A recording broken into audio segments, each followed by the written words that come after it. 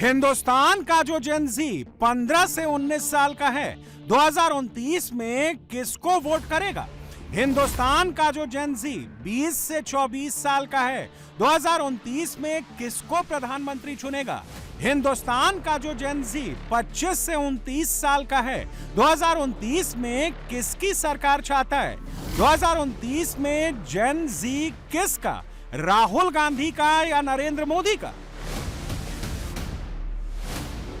India projected population 2026 के data की माने तो हिंदुस्तान में टोटल प्रोजेक्टेड पॉपुलेशन 142.59 करोड़ हो जाएगी, जिसमें जेन जी करीब 74 करोड़ है, 15 से 19 साल 23.96 करोड़ 16.8%, 20 से 24 साल 24.67 करोड़ 17.3%, 25 से 29 साल 25.24 करोड़ 17.7%।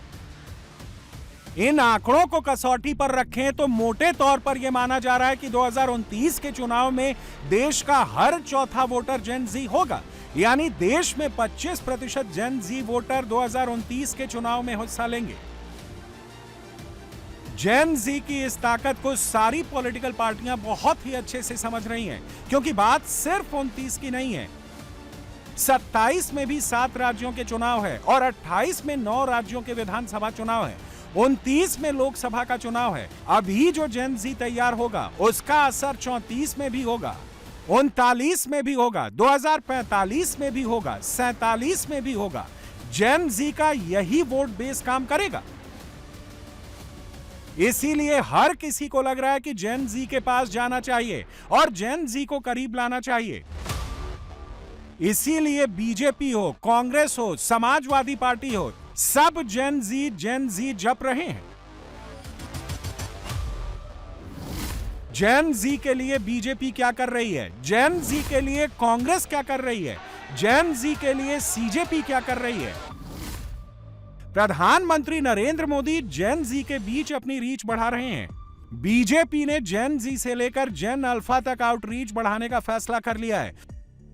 उधर राहुल गांधी छात्रों के गूंज नाम से हर 15 दिन पर छात्रों के बीच जाकर जेन जी को लुभा रहे हैं। आज पुणे में राहुल गांधी जेन जी को लुभाने पहुंचे। Some ideas to allow you to think, express yourself, and we'll discuss some of these ideas with young ladies from the crowd this evening. So I'd like to first of all start by welcoming everybody. सबका मैं यहाँ स्वागत करता हूँ और पहली बार शायद मुझे बॉयज कम दिख रहे हैं या दिख ही नहीं रहे हैं और लड़कियां दिख रही हैं। लेकिन सबसे बड़ा सवाल यह है कि जेन जी के बीच किसकी गूंज ज्यादा सुनाई दे रही है, जेन जी तक अपनी बात पहुंचाने में किसकी तैयारी कितनी है, जेन जी तक पहुंच बढ़ाने के लिए क्या क्या किया जा रहा है। आज बीजेपी ने जेन अल्फा पर बड़ा फैसला किया है। जेन जी के साथ एक बड़े संपर्क अभियान का बीजेपी ने ऐलान कर दिया है। जेन जी से संपर्क अभियान के लिए बीजेपी ने कमेटी बना दी है। इस कमेटी में भाजपा के राष्ट्रीय अध्यक्ष नितिन नवीन भी शामिल हैं। स्मृति ईरानी, विनोद तावड़े को भी जेन जी वाली कमेटी में जगह दी गई। इसके अलावा हर्ष सांघवी, ओपी चौधरी भी कमेटी में शामिल किए गए हैं। 14 साल से ज्यादा उम्र के बच्चों से बीजेपी सीधे कॉन्टेक्ट करेगी। बीजेपी ने उन लोगों को इस कमेटी में शामिल किया है जिनकी आवाज सीधे जेन जी तक पहुंचती है। बीजेपी की रणनीति यह है कि 14 साल के जेन जी तक पहुंच बढ़ानी है, क्योंकि इस उम्र के लड़कों की समझ अविकसित होती है, आसानी से वो झूठे प्रोपेगेंडा से प्रभावित हो जाते हैं। बीजेपी इनके साथ आउटरीच बढ़ाकर राइट डायरेक्शन में लाने की कोशिश करेगी। सोशल मीडिया पर चल रही झूठी खबरों की सच्चाई बताई जाए, वन वे ट्रैफिक नहीं होगा, बच्चों की सुनी जाएगी, जेन जी के सवालों और चिंताओं का समाधान होगा। जेन जी तक पहुंचने के लिए नेशन प्राइड प्रायोरिटी होगी। तकनीक और सोशल मीडिया के इस दौर में 14 वर्ष की उम्र आते आते बच्चों को बहुत सारा कंटेंट मिलने लगा है और इसके आधार पर अपनी वो एक धारणा बनाने लगे हैं, एक समझ विकसित करने लगे हैं। ऐसे में बहुत ज़रूरी है कि उन बच्चों तक एक इंगेजमेंट बढ़ाया जाए, एक कम्युनिकेशन का बेहतर तरीका इस्टेब्लिश किया जाए, जिससे उनके पास सही सामग्री पहुंचे और उसके आधार पर सही समझ और सही सोच विकसित कर सके। हाल के दिनों में जंतर मंतर के प्रदर्शन ने इस सोच को और ज्यादा विकसित किया है कि अब किशोरों से ज्यादा इंगेजमेंट की जरूरत है। इसी सोच के तहत बीजेपी एक आउटरीच कार्यक्रम शुरू करने जा रही है। यह कार्यक्रम तकरीबन 14 साल से अधिक उम्र के बच्चों के लिए होगा और उनके साथ एक इंगेजमेंट बढ़ाया जाएगा। कहीं से भी एक राजनीतिक सोच वाला कार्यक्रम नहीं होगा, बल्कि सामाजिक, आर्थिक, सांस्कृतिक इस तरह के जो भी पहलू हैं उनके मार्फत एक इंगेजमेंट करने की कोशिश की जाएगी, ताकि छात्रों को सिर्फ समझाएं नहीं बल्कि उनसे समझे भी कि आखिर वो क्या चाहते हैं, क्या सोचते हैं, जिसके तहत उनकी सोच को सकारात्मक दिशा में आगे बढ़ाया जा सके। बीजेपी अच्छी तरह जानती है कि जेन जी, जेन अल्फा को साथ लाने में नेशन प्राइड मैग्नेट का काम कर सकता है। इसीलिए जब वंदे मातरम को लेकर कांग्रेस वर्किंग कमेटी ने वंदे मातरम पर 2 स्टैंजा गाने का फैसला लिया तो बीजेपी ने बड़ा मुद्दा बना दिया। भारतीय जनता पार्टी ने आज 22 अगस्त 2026 को वंदे मातरम के सम्मान और उसकी ऐतिहासिक विरासत की रक्षा के संबंध में एक प्रस्ताव पारित किया और साफ साफ कह दिया कि वंदे मातरम से कोई समझौता नहीं होगा। बीजेपी देश की गली गली, नुक्कड़ नुक्कड़ तक जाएगी, खासकर से जेन जी, जेन अल्फा तक कांग्रेस की हकीकत पहुंचाएगी। वंदे मातरम को लेकर भारतीय जनता पार्टी, जैसा कि हमारे प्रस्ताव में भी लिखा हुआ है, सभी के पास हर नुक्कड़, हर गली में जाएगी, पूरे देश में जाएगी। और प्रस्ताव में यह भी लिखा हुआ है कि विशेषकर युवा वर्ग के बीच भी वंदे मातरम के विषय को लेकर जाएगी। बीजेपी ने जेन जी, जेन अल्फा पर जो कमेटी बनाई है उसमें एक चेहरा गुजरात के डिप्टी चीफ मिनिस्टर हर्ष सांघवी का है। हर्ष सांघवी उम्र में कम है, जो जेन जी के साथ सीधे कनेक्ट करते हैं। 15 अगस्त की इस तस्वीर को देख लीजिए, समझ जाएंगे हर्ष सांघवी को इस कमेटी में क्यों चुना गया।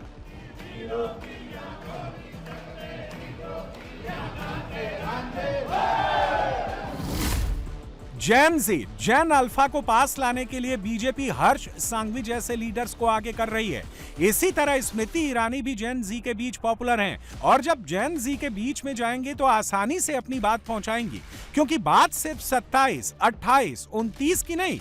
बीजेपी चाहती है कि जेन जी वोट बेस इतना मजबूत तैयार हो जाए जिसका फायदा 34 से लेकर 2047 तक बीजेपी को हो। सिर्फ बीजेपी ही नहीं, राहुल गांधी भी जेन जी को करीब लाने के लिए नए नए प्रयोग कर रहे हैं। छात्रों की गूंज कार्यक्रम भी राहुल गांधी के इसी प्रयोग का हिस्सा है।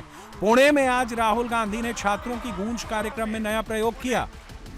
पुणे में पहली बार केवल जेन जी छात्राओं के लिए छात्रों की गूंज कार्यक्रम आयोजित किया। जेन जी गर्ल्स को अपनी चिंताओं, आकांक्षाओं और मांगों को खुलकर सामने रखने का प्लेटफॉर्म दिया। इससे पहले राहुल गांधी ने कोटा, देहरादून, प्रयागराज में छात्रों की गूंज में लड़के लड़कियों को शामिल किया था, लेकिन इस बार राहुल गांधी जेन जी गर्ल्स को मैसेजिंग करना चाहते हैं।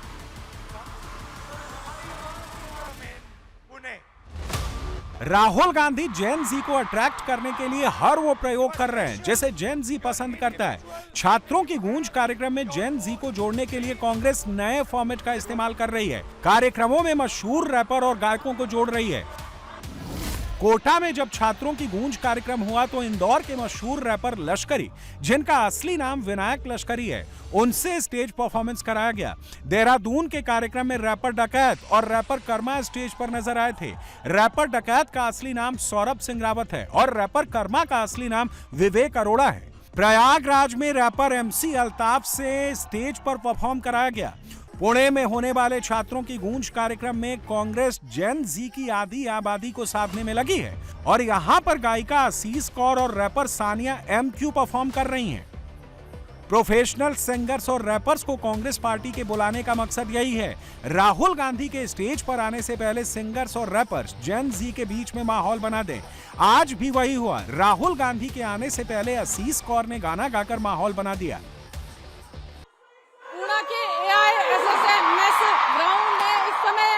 चल रहा है कांग्रेस पार्टी का छात्रों की गूंज कार्यक्रम और इस कार्यक्रम की खास बात यह है कि ये सिर्फ छात्राओं के लिए, महिला जो स्टूडेंट्स हैं उनके लिए उनको केटर करता हुआ ये कांग्रेस पार्टी का कार्यक्रम है। ये चौथा छात्रों की गूंज कार्यक्रम है जिसका आयोजन महाराष्ट्र के पुणे में कांग्रेस पार्टी की तरफ से किया गया है और एक अनोखे तरह से यहाँ पर स्टेज पर परफॉर्मेंस हमें देखने को मिल रही है। पहला छात्रों की गूंज कार्यक्रम जो है वो कोटा में हुआ था, फिर उसके बाद देहरादून और प्रयागराज में छात्रों की गूंज कार्यक्रम हुए और अब ये छात्रों की गूंज कार्यक्रम यहाँ पर छात्राएं हैं।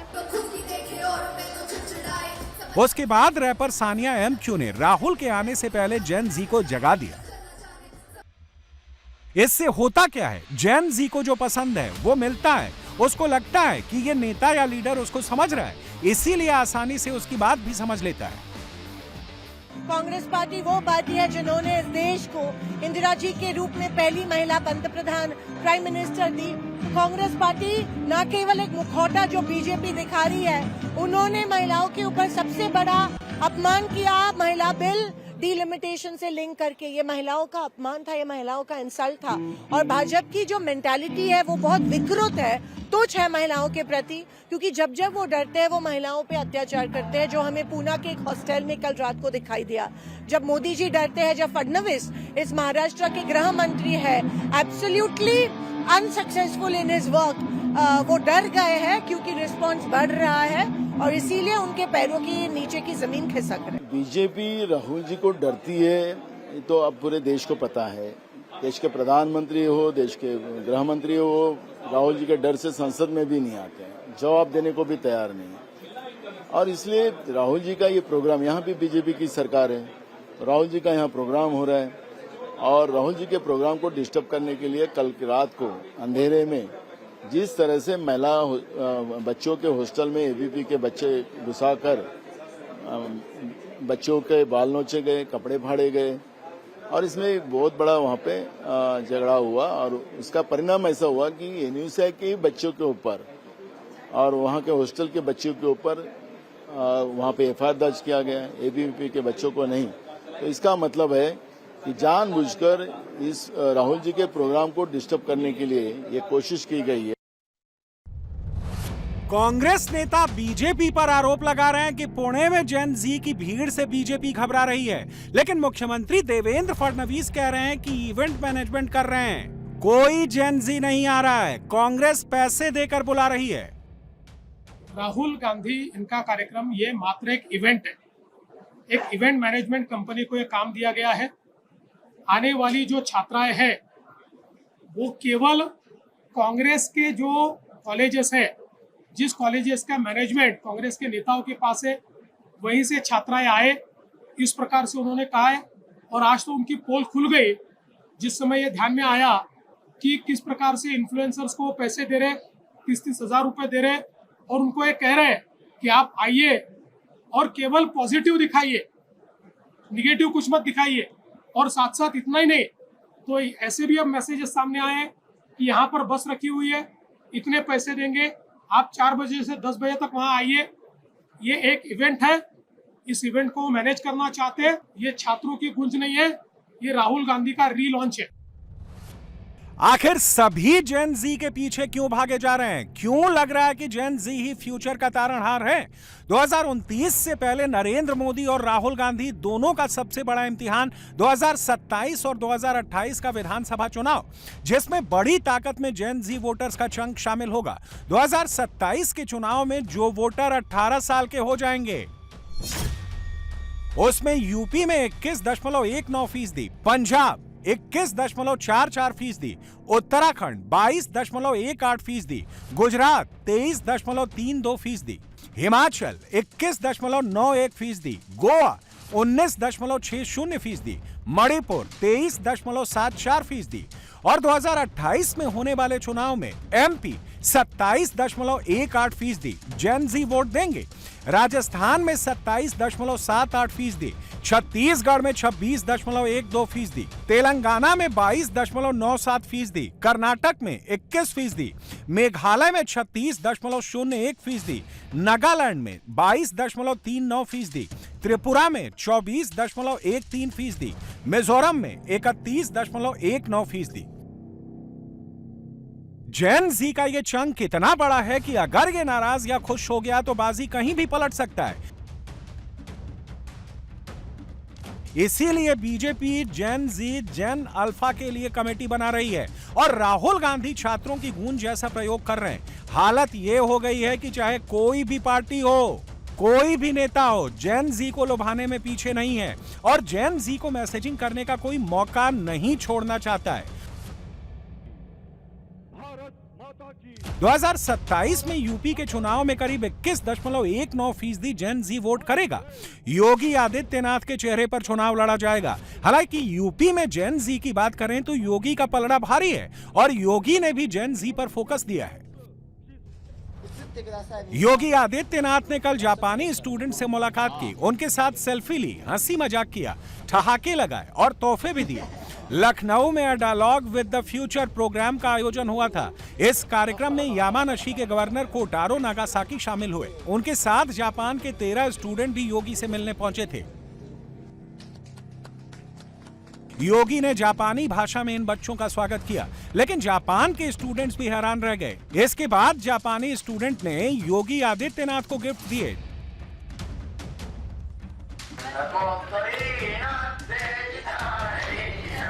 जापानी भाषा में गाना भी सुनाया।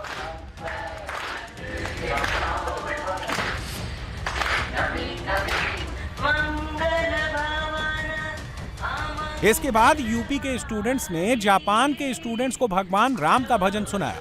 कौशल्या, दशरथ और नंदन गीत सुनकर जापान के छात्रों ने तालियां बजाई।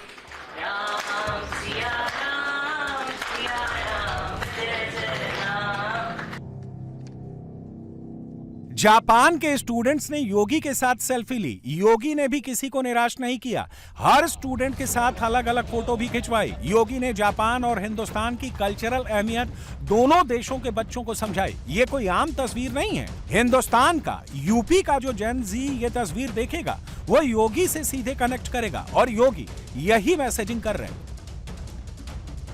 जेन जी को लेकर बीजेपी कमेटी क्यों बना रही है? क्यों कमेटी में इस बात पर सबसे ज्यादा फोकस किया गया है कि बच्चों को सही बात सही तरीके से समझाई जाए। जो बच्चे सोशल मीडिया के जरिए गलत नैरेटिव बना लेते हैं उन तक सच्चाई पहुंचाई जाए।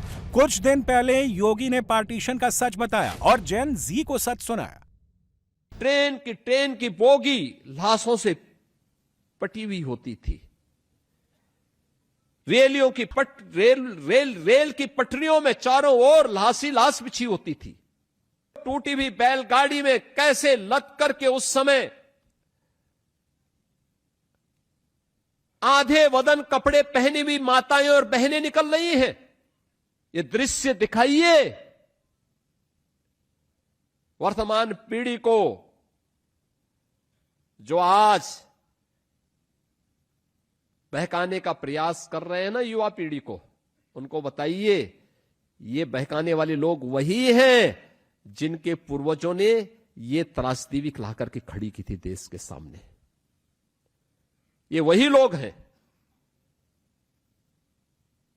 और इनका चरित्र देखना हो, सीए के दौरान भी आपने देखा होगा, और दूसरा बांग्लादेश के अंदर हुई हाल ही की घटनाओं में इनकी चुप्पी भी उस ओर इनको फिर से कटघरे में खड़ा करती है। 2027 में यूपी की लड़ाई जेन जी पर क्यों लड़ी जा रही है? अखिलेश यादव को सुन लीजिए। ये भी खुद को जेन जी का लीडर होने का दावा करते हैं। जैसे इन्हें मौका मिला कि यूपी में जेन जी और जेन अल्फा सिस्टम से नाराज होकर प्रोटेस्ट कर रहा है, तुरंत जेन जी जपने लगे। नई पीढ़ी जागरूक पीढ़ी है और नई पीढ़ी है उसमें संकोच नहीं है। अगर गलत है तो गलत है। इसीलिए कभी डॉक्टर राम मनोहर लोहिया जी ने कहा था कि अगर बुराई खत्म करनी है तो बुरे को बुरा कहना पड़ेगा। और कम से कम ये नई पीढ़ी है जो कह रही है कि ये खराब बात है, ये गलत बात है, उनके लिए विकास चाहिए, उनकी चीजें बेहतर हो, सुधरें। यही हमारी आपकी कोशिश होनी चाहिए और हम लोग कोशिश भी यही करते हैं। बीजेपी, कांग्रेस, समाजवादी पार्टी ये सब जेन जी को अपने पाले में ऐसे ही नहीं करना चाह रहे हैं, क्योंकि आंकड़े कह रहे हैं कि जिधर जेन जी जाता है उधर जीत का रास्ता खुद ब खुद खुल जाता है। ये 2024 लोकसभा चुनाव में यूथ वोटर का डेटा है। 18 से 25 साल के जेन जी ने एनडीए को 46% वोट दिया और इंडिया गठबंधन को 33%। 26 से 35 साल एनडीए 44%, इंडिया 35%। 36 से 35 साल एनडीए 43%, इंडिया 34%। 46 से 55 साल एनडीए 44%, इंडिया 33%। 56 प्लस साल एनडीए 41%, इंडिया 34%। बीजेपी कह रही है कि हम जेन जी के लिए ऐसा कर देंगे, वैसा कर देंगे। राहुल गांधी कह रहे हैं कि हम जेन जी के लिए धरने पर 50 दिनों तक बैठ जाएंगे। अखिलेश यादव अलग दावा कर रहे हैं, लेकिन हो क्या रहा है? जेन जी को समस्याओं से निजात नहीं मिल रही है। नेशनल टेस्टिंग एजेंसी जिसको लेकर इतना बवाल हुआ, आज जयपुर में all India AYUSH protest graduate entrance test की परीक्षा थी।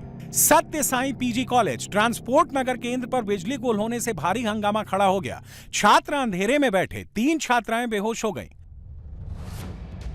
कहानी बस ये है, बातें तो अच्छी हो रही हैं, सब जेन जी कर रहे हैं, लेकिन जब एग्जाम हो रहा है तो कुछ सुधर नहीं रहा है। सच्चाई तो यह है कि जेन जी सब देख रहा है, चाहे 27 हो, 28 हो, 29 हो।